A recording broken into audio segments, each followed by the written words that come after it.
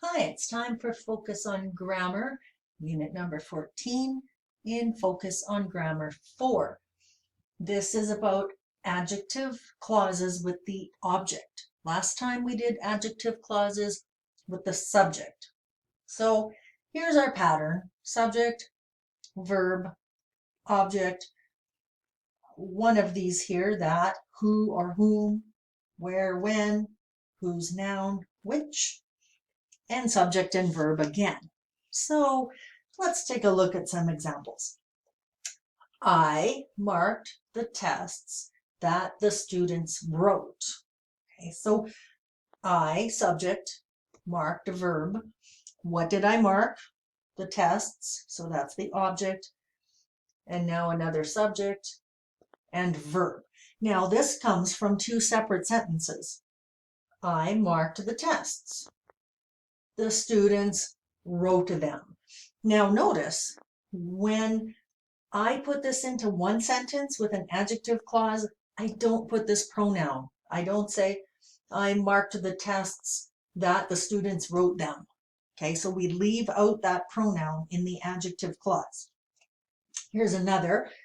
This is the location where the accident happened. Okay, here's another one down here.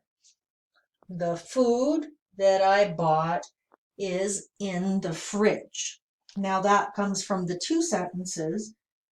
I bought the food. I put it in the fridge. Okay.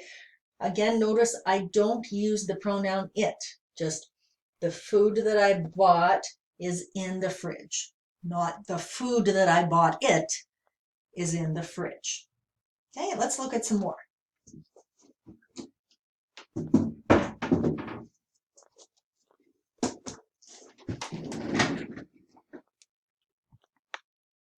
So here's the one we just talked about here. Okay, now here I can say, my brother, who or whom you met last week, broke his leg. Now, this information here is required so the listener knows which brother I'm talking about. Here, if we assume I have two brothers or three brothers or four brothers, this is necessary to know, well, which brother is it? So I separate this with commas. Now, whom is very, very formal. It's really an old formal English. It's very rare anybody uses whom anymore. We usually use who. However, if you see something that's very formal, like maybe a court document or something, it would probably use this kind of language here, whom. Okay. Now, here we can use which and that for things when we're doing adjective clauses with the object. People, obviously, they're who or whom, and that. Again, whose, noun to show possession, so whose car, whose wife, and so on. So that, go. So that is informal. In speaking, we usually say that. Whom or with whom is very formal, and which or in which is also very formal. Okay, there's one more thing I want to show you here. Okay, so here, okay, when we see formal writing, sometimes it'll look like this. He is the man for whom I work.